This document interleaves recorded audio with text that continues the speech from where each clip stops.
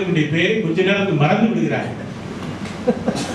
அந்த அந்த அசிங்கமான கலாச்சாரத்தை நாம் உருவாக்கி விடக்கூடாது, அதற்கு பின்னால் நாம் சென்று விடக்கூடாது என்கிற அக்கறை இந்த சமூகத்திற்கு இருக்கிற காரணத்தாலே தான் மொழியினுடைய அடிப்படையை அவன் பாரதி சொன்ன போது அடிப்படையில் தெருவெல்லாம் தமிழ் முழக்கம் என்று சொன்னதற்கு காரணம் ஒரு இன சிந்தனை. ஒரு இனம் வளர வேண்டும் என்றால் மொழியை இழந்துவிடக் கூடாது என்பதை கேட்டார்கள். தமிழ்நாடு இந்தியாவுடைய விடுதலைக்கு அச்சாரம் அமைத்த மகாத்மா காந்தியை போல அயர்லாந்து நாட்டுடைய விடுதலைக்காக அச்சாரம் அமைத்தவனுடைய பெயர் திவேரா. அவனை கேட்டார்கள், உனக்கு இந்த கண்களில் 2 கண்களில் எந்த கண் வேண்டும் என்பதை போல ஒரு கேள்வி கேட்டார். உனக்கு தாய்நாடு வேண்டுமா இல்லை தாய்மொழி வேண்டுமா, காலிக்கு என்று பேசுகிற தாய்மொழி வேண்டுமா என்று கேட்டார். அவன் சொன்னான், திவேலரா எனக்கு தாய் நாடு கூட வேண்டாம், தாய் மொழிதான் வேண்டும் என்று அடம்பிடித்தார். அதற்கு காரணம் என்ன? இடம் இல்லை என்றால் இன்னொரு இடத்தை நாம் உருவாக்கி விடலாம், இஸ்ரேலை போல, பாலஸ்தீனத்தை போல. ஆனால் ஒரு மொழி ஒரு உயிர் நாடியாக ஒரு இனத்தை கட்டமைப்பதற்கான இடமாக இருக்கிற காரணத்தாலே அவன் மொழிதான். பின்னால் அவன் நாட்டை விடவில்லை. அப்படி வாழ்ந்து வந்த வரலாற்றை நாம் பின்னோக்கி பார்க்கிற போது இந்த தமிழ் சமூகத்துடைய பின்னணியை நாம் புரிந்து கொள்ள வேண்டும். இந்த தலைமுறைகள் அதை புரிந்து கொள்ள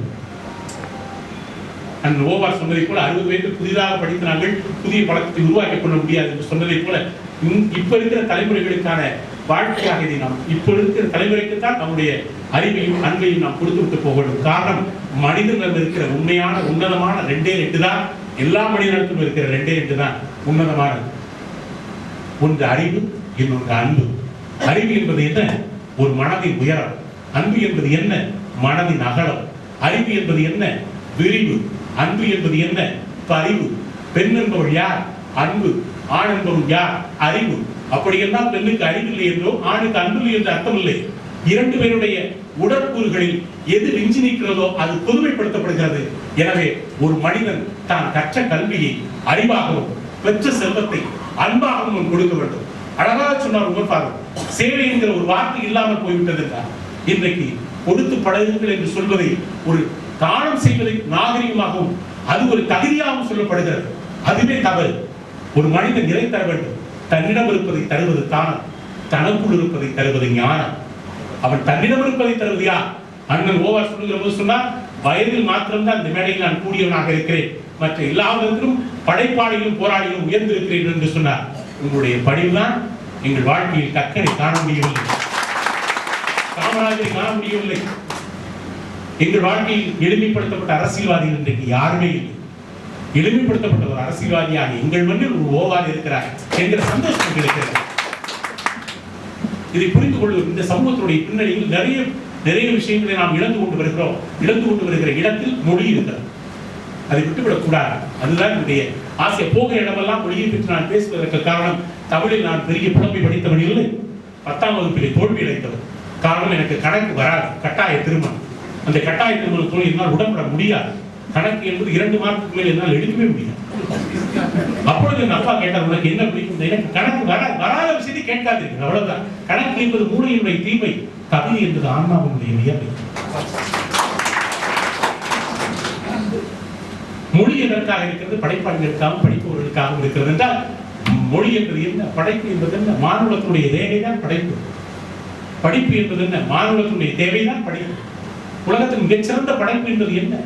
உயர்ந்த படைப்பு எப்படி இருக்க வேண்டும்?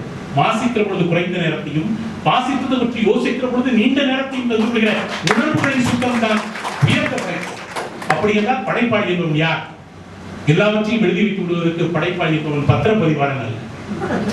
அவன் எழுந்த சிந்தனைகளை வரிகளாகவும், எழ வேண்டிய சிந்தனைகளை வரிகளுக்கு இடையிலுமாக வைத்து விடுகிற வார்த்தைகளின் சூட்சுமதாரிதான் உயர்ந்த படைப்பாளியாக இருக்க முடியும். அப்படிப்பட்ட படைப்பாளிகளை கடந்த 36 ஆண்டு காலம் தமிழ் சமூகத்தினுடைய வாழ்வின் குறுக்குவெட்டு தோற்றங்களிலே பயிர் செய்து, நடவு செய்து, உழுது களையெடுத்து விட்டு வந்திருக்கிறது இன்றைக்கு தமிழ்நாடு முற்போக்கு எழுத்தாளர்கள். 35 ஆண்டு காலம் தமிழ் சமூகத்தில் மிகப்பெரிய மாற்றத்தையும் மிகப்பெரிய ஆளுமைகளையும் உருவாக்கி தந்திருக்கிற பெருமை தமிழ்நாடு முற்போக்கு எழுத்தாளர்களை விமர்சனத்துக்கு உண்டு. என்னை மன்னித்து விடுகிற நண்பர்களே, 25 ஆண்டு காலம் சென்னையிலே பயணித்தவன் எனக்கு தெரியும். இந்த தமிழ் சமூகத்தின் இவ்வளவு பெரிய தடுமாற்றங்களை தாண்டி தமிழ்நாடு முற்போக்கு எழுத்தாளர்கள் கலைஞர் சங்கம் பயணித்திருக்கிறது. அதாவது தோளிலே சிலுவை இருந்தால் இறக்கி வைத்தால் பூமி தாங்கிக் கொள்ளும், மனதிலே சிலுவை இருந்தால் இறக்கி வைத்தால் வாங்கிக் கொள்வதற்கு யார் இருக்கிறார்? ஒருவரும் இல்லை. தமிழ்நாட்டினுடைய படைப்பாளிகள் நிலைமை எப்படி? பாரதி வாழ்ந்த காலத்திலிருந்து இன்றைக்கும் அதுதான் நிலைமை. பாரதி வாழ்ந்த போது அவன் பாதையில் போகிற போது கூட 13 பேர் தான் கூட வந்தார்கள் என்றாலும் பரவாயில்லை, பாடையில் போகிற போது கூட 13 பேர் தான் கூட வந்திருக்கிறார்கள். இந்த அவலத்தை நாம் யோசித்து பார்த்து அன்றைக்கு படைப்பாளிகள் வாழுகிற காலத்தில் கொண்டாடப்படுவதில்லை, அவன் வாழாத காலத்தில் அவனை கொண்டாடி கொண்டிருக்கிறான். இது ஒரு விசித்திரமான அதிர்ஷ்டம், விசித்திரமான சிந்தனை, விசித்திரமான முரண்பாடு. தமிழ் சமூகத்தை படைப்பாளிகளை உருவாக்க வேண்டும். படைப்பாளிகள் தான் கோடி தலைமுறை கண்ட தமிழ் விடுதலையாக வேண்டும். கோடி தலைமுறை கண்ட தமிழில் நிறைய படைப்பாளிகள் வர வேண்டும். அந்த படைப்பாளிகளை உருவாக்குவதற்கான பெரும் பொறுப்பு மொழியை கையாளுகிறவனுக்கு வர வேண்டும். மொழி சரியான மொழியாக இருக்க வேண்டும் என்றால் ஒரு நாட்டின் மிகப்பெரிய கட்டமைப்பிற்கு மொழி என்பது முக்கியம். அந்த மொழி முக்கியமாக இருந்தால் மட்டும்தான் ஒரு நாட்டை கட்டமைக்க முடியும். அந்த நாட்டு சமூகத்தை கட்டமைக்க, அந்த சமூகத்தை கட்டமைப்பதற்கு 2 நாள் இந்த உலகத்தில் ஒரு நாகரிகத்தையும் ஒரு சமூகத்தையும் அளவுகோல் பண்ணுவதற்கு 2 நாள் எடுத்திருக்கிறார்கள். ஒரு நாகரிகம், இன்னொன்று பண்பாடு. நாகரிகம் என்பது புறத்தோற்றத்தை செம்மைப்படுத்துவது, பண்பாடு என்பது அகமுணர்வை சீர்மைப்படுத்துவது. அந்த பண்பாட்டையும் நாகரிகத்தையும் கற்றுத் தருவதற்கு மிகச்சிறந்த மொழி இருந்தால் மட்டும்தான் நாகரிகமும் பண்பாடும் வளரும். தமிழ் சமூகத்தினுடைய மொழி என்பது நீங்கள் நினைப்பதை போல நீங்கள் உண்மையாகவே ஒரு விஷயத்தை நாம் மறந்துவிட்டோம். எப்படி மறந்துவிட்டோம் என்றால், செம்மொழியில் 5 மொழியாக நம்முடைய மொழி இருக்கிறது என்பதில் பெரியது. இன்னைக்கு ஆங்கிலத்தில் அடுத்தபடியாக இணையதளத்தில் இருக்கிற 2வது மொழி தமிழ். செவ்வாய் கிரகத்திற்கு மனிதன் இருக்கிறானா இல்லையா என்று அறிந்து கொள்வதற்கு அனுப்பப்படுகிற 3 மொழிகளில் தமிழ் மொழி. நம்முடைய மூதாதைகள் சாதாரண மூதாதையர்கள் அல்ல, நமக்கு அதை புரிந்து கொள்வதற்கான தன்மை குறைந்துவிட்டது. காரணம் பதிவுகள் குறைவு. தமிழ் சமூகத்திற்கு பதிவுகள் குறைவு. ராஜராஜனுடைய வாழ் இங்கே தெரியாது. ஆனால் எலிசபெத் ராணியினுடைய மூத்த தாயாருடைய பாவாடை அற்புதமாக வைத்திருக்கிறார். அது இங்கிலாந்து அரசாங்கம் அதை செய்கிறது. நமக்கு ராஜராஜனுடைய வாழ் இருந்தால் எங்கே இருக்கிறது தெரியாது. நம்முடைய தமிழ் சமூகத்தினுடைய பதிவுகள் குறைவு. இந்த பதிவுகளை உருவாக்குவதற்கான சூழலை இந்த தமிழ் சமூகத்தில் இன்னும் நிறைய களையெடுக்க வேண்டிய விஷயங்கள் இருக்கிறது. அதை தொடர்ந்து தொய்வில்லாமல் செய்து கொண்டு வருவதில் நான் எந்த இடத்தில் வேண்டுமானாலும் எடுத்துச் சொல்லக்கூடிய ஒரே ஒரு இயக்கம் தமிழ்நாட்டில் தமிழ் பண்பாட்டின் நாகரிகத்தை கட்டி காப்பாற்றுவதற்கு நிறைய வழிகளில் மருத்துவ நூலாக இருக்கட்டும், மெதுவாக இருக்கட்டும், தமிழ்நாடு முற்போக்கு கலைஞர்கள் எழுத்தாளர்கள் சங்கம் தான் அதை நடத்தி கொண்டு வருகிறது. தொடர்ந்து தொய்வில்லாமல் அதை நடத்த வேண்டும். அதுதான் என்னுடைய ஆசை. அதற்காக எந்த விதத்திலும் உதவி செய்வதற்கு தயாராக இருந்து நண்பர்கள் வந்தபோது என்னுடைய இல்லத்தில் அதைத்தான் அவர்களுக்கு நான் சொன்னேன். காரணம், நாம் வாழ்கிற காலத்தில் நம்மால் முடிந்ததை அடுத்த தலைமுறைக்கு மிகச்சரியாக விட்டுவிட்டு போக வேண்டும். நீங்கள் சொத்து சேர்ப்பது முக்கியமல்ல, சொத்து சேர்ப்பதை விட்டுவிட்டு போங்க, அது தவறில்லை. ஆனால் ஒருவன் மனிதன் எதை இந்த சமூகத்துக்கு விட்டுவிட்டு போகக்கூடாது என்றால் 3 விஷயம்.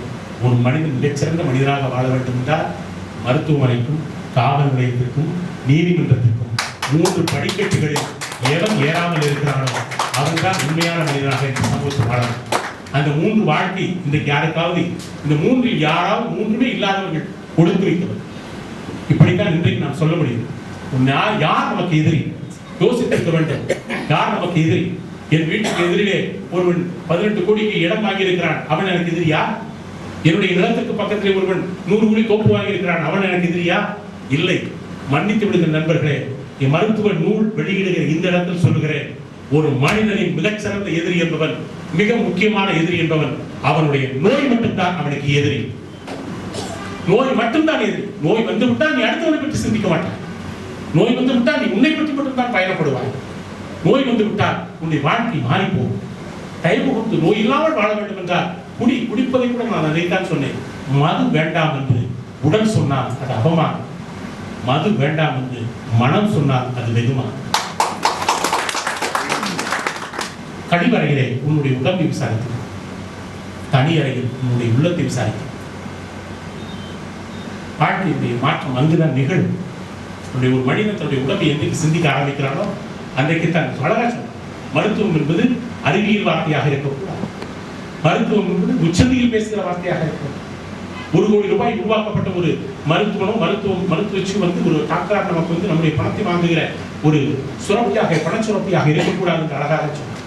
அப்படிப்பட்ட இந்த விழாவில் உங்கள் இடத்தில் மீண்டும் உங்களுடைய கால்களில் பணிந்து நான் கேட்கிறேன். நம் தமிழ் சமூகத்தில் நம்முடைய தடுமாற்றத்தை நாம் அறிந்து கொள்ள வேண்டிய மிகப்பெரிய தடுமாற்றம். நம்முடைய சமூகம் வேறொரு தளத்திற்கு நகர வேண்டும். உலக வரலாற்றை உற்று பாருங்கள். உலக வரலாற்றில் கொடிய இரவுகளையும் மிகப்பெரிய கஷ்டங்களையும் சுமந்து வந்தது 3 இனம் மட்டும்தான். உலக வரலாற்றில் எந்த வரலாற்று பேராசிரியர் கேட்டுப்பார். முதல் இனம் யூத இனம். நாடோடிகளால், அவரைகளால், அகதிகளால் இந்த உலகத்தில் 60 லட்சம் யூதர்களை கொன்று குவித்தவர்களும் கூட 1948 மொழி தெரிந்தவன், யூத மொழி தெரிந்தவன் மாத்திரத்தில் அத்தனை பேரையும் ஒன்றிணைத்து ஒரு நாடு அமைத்துக் கொண்டார்கள். உலக வரலாற்றில் விடுதலை பெற்றார்கள். இரண்டாம் இனம் பார்சி இனம்.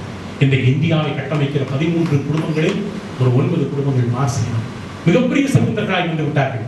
அந்த பார்சி இனம் வந்துவிட்டது, விடுதலையாகிவிட்டது. ஆனால் 2000 ஆண்டுகள் உலகத்தின் மூத்த நாகரிகம், மூத்த இனம் என்று சொல்லக்கூடிய தமிழினம் இன்றைக்கும் ஒரு நல்ல தலைமை இல்லாமல் தட்டு தடுமாறி கொண்டிருக்கிறது. அதைத்தான் நாம் யோசிக்க வேண்டும். இனி வருகிற காலம் நாம் எல்லாருமே சுயநலத்தோடு வாழக்கூடிய காலமாக மாறிப்போம். எல்லோருமே ஏறத்தாழ சுயநலத்தோடு தான் இருக்கிறோம். பொதுநலம் என்கிற வார்த்தை இல்லை என்று முதலில் பேசும்போது அந்த வார்த்தை பொதுநலம் என்பது இல்லை. சொன்ன பொதுநலம் என்பது இல்லை. இல்லாத ஒரு இடத்தில் உங்களுடைய பிள்ளைகளுக்கு ஒரு விஷயத்தை விட்டு விடாதீர்கள். தானம் செய்வதை உங்களுடைய பிள்ளைகளுக்கு விட்டு விடாதீர்கள். அதை நீங்கள் இருக்கிற காலத்திலேயே அந்த கடனை முடித்து விடுங்கள். வாழ்க்கையில் கடன் சொல்லலாம், வாழ்க்கையை கடன் சொல்லிவிடாதீர்கள். தானம் செய்வதை வேறு யாரும் மட்டும் விடாதீர்கள். மருத்துவமனை கடைசியாக மரணப்படுக்கையில் படுக்கும் பொழுது உங்கள் மனசாட்சிக்கு எந்த கேள்வியையும் விட்டு விடாதீர்கள். எந்த கேள்வியும் விட்டு விடாதீர்கள். மூன்றாவது, உங்களுடைய தாய் தந்தை காப்பாற்றுகிற பொறுப்பை முதியோரிடத்தில் விட்டு விடாதீர்கள். இந்த 3 பொறுப்பை தயவு செய்து, இதுதான் இந்த சமூகத்துக்கு நீங்கள் விட்டுவிடாத விஷயம். நீங்கள் இருக்கிற காலத்தில் எல்லாத்தையும் செய்ய வேண்டும். செய்து இந்த தமிழ் சமூகம் வெற்றி பெற்ற சமூகமாய், இந்த நூற்றாண்டை ஜெயித்த சமூகமாய், இந்த நூற்றாண்டை வெற்றி கொள்கிற சமூகமாய் நாம் வளர வேண்டும். எனவே இந்த சின்ன மணி நேரத்தில் நான் எதை சொன்னேன், எதை விட்டேன் என்று எனக்கு தெரியாது. நான் சொன்னவையெல்லாம் விதைகளெல்லாம் உங்கள் நெஞ்சத்தில் விழுந்திருக்க வேண்டும். அது விளைந்து கனி கொடுக்க வேண்டும். வாழ்க்கைக்கு 2 நிலைப்பாடு உண்டு. ஒன்று இன்பமாக இருப்பது, இன்னொன்று துன்பமாக இருப்பது.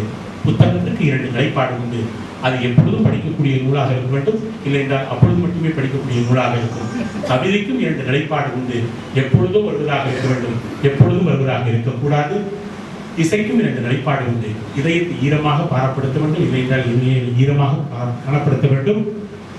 சில்லறைக்கும் 2 நிலைப்பாடு உண்டு. அவங்க அடராய் என்று முடிந்திருக்க வேண்டும், இல்லை என்றால் ஐயையோ என்று முடிந்திருக்க வேண்டும். பேச்சுக்கும் 2 நிலைப்பாடு உண்டு.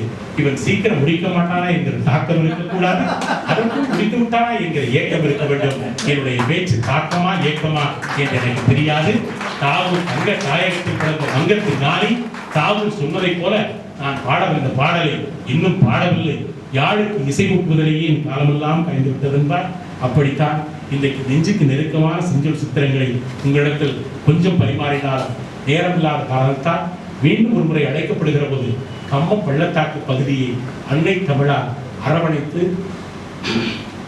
அடங்காத ஆசையோடு அன்னை தமிழில் மீண்டும் ஒரு முறை நான் மிகப்பெரிய அளவில் தமிழ் பேருரை ஆற்ற வேண்டும். அதுவரை தமிழர் கிளவியும் அதனோரற்றை என்று எழுத்ததிகாரம் எழுதி வைத்த தமிழார், பண்டமிழ் தம்பொழில் மறைப்பு என்று பொருளதிகாரம் பதிந்து வைத்த தமிழார், ஆரியமும் செந்தமிழும் சீரியது என்று ஒன்று செப்பரிதால் ஆரியம் வேதம் உடைத்து தமிழ் திருவள்ளுவரார் போது உரட்பா உடைத்து என்று வண்ணக்கஞ்சாத்தனார் வணங்கி சொன்ன தமிழார், நீண்ட தமிழார் உலகை ஏவியன் விளந்தார், உலகும் மறை நாடினும் உயர்ந்து உலகம் போதும் வழக்கிலும் அதி கவியினும் மரபும் நாடி நிழல்புடை கழிச்சு முள்ளற்றி செங்கல் தளர்முறை சுடர் கடவுள் தந்த தமிழ் தந்தான் என்று கம்பநாடன் கணிந்துருகிய தமிழார், இருந்தவளே உன்னால் இருந்தேன் இமையோர் விருந்தமிழும் என்றாலும் வேண்டேன் என்று தமிழ் விடுத்தூது தாவி பறந்த தமிழார், இனிமையும் நீர்மையும் தமிழன் ஆகும் என பின்கடம் பேசிய தமிழார், தமிழ் தேனுரை தமிழென்று கல்லாடம் கல்வெட்டாய் உரைத்த தமிழார், தமிழ் தனிய சாயன் என்று சிந்தாமணி சிறகு விரித்து சொன்ன தமிழார், பொறுப்பிலே பிறந்து தென்னன் புகழிலே கிடந்து சங்க திருப்பிலே இருந்து மைய ஏட்டிலே கவர்ந்த பேதை நெருப்பிலே நின்று கற்றோர் நினைப்பிலே நடந்து ஓர் என மறுப்பிலே மகிழ்ந்த பாவி மருங்கிலே வளர் இருந்தால் என்று வில்லி பாரத வாயினம் இயந்து போற்றிய தமிழார், ஞானம் வளர்ந்த மேன்மை தெய்வ தமிழென்று சேக்கிழார் நிகழ்ந்த தமிழார், பாலும் பெரிதேனும் பாகும் பருப்புமை 4 கலந்து நான் உனக்கு தருவேன் கோலஞ்சை துங்க கலிமுகத்து தூமணியே என்று அவ்வையா அவ்வை பிராட்டி ஆனந்தத்தோடு கேட்ட தமிழார், பண்ணில் இனிதான் மொழி என்று பரிபாடல் பாடி மகிழ்ந்த தமிழார், தடமனையுடுத்த தண்டமிழந்து மீனாட்சி களம்பகம் மீட்டி மகிழ்ந்த தமிழார், இமயத்தின் எல்லை கண்ட எந்தமிழ் வாழ்வி என்று வாசோ மாணிக்கனார் வாழ்த்தி மகிழ்ந்த தமிழார், உங்கள் அனைவரையும் காலத்தால் மூத்து கருத்தால் முதிர்ந்து காணமாய் திரிந்து ஞானமாய் சுரந்து வானமாய் விரிந்து வனமாய் விளைந்து உயர்ந்த தமிழார், உங்கள் கால் மலர்களில் என் கண் மலர்களை வைத்து கவிதைக்காரனாக எப்பொழுதும் கண்ணீரில் நடைகிறவனுக்கு விடை கொடுங்கள், மழையில் நடைபவனுக்கு குடை கொடுப்பதை போல என்று சொல்லி கிளைகள் முடிந்தால் மீண்டும் துடுக்கும் தளிர்க்கும் இதே இடத்தில் மீண்டும் உங்கள் பரவா உங்கள் ஆசையால் அன்னை தமிழால் உங்களை மீண்டும் நான் ஆடி நினைப்பேன் என்று சொல்லி இசை பாடும் சொற்களால் உங்கள் திசை நோக்கி வாழ்த்து வணங்கி உங்கள் கால் மலர்களில் என் கண் மலர்களை வைத்து நன்றி பெருக்கோடு நகர்ந்து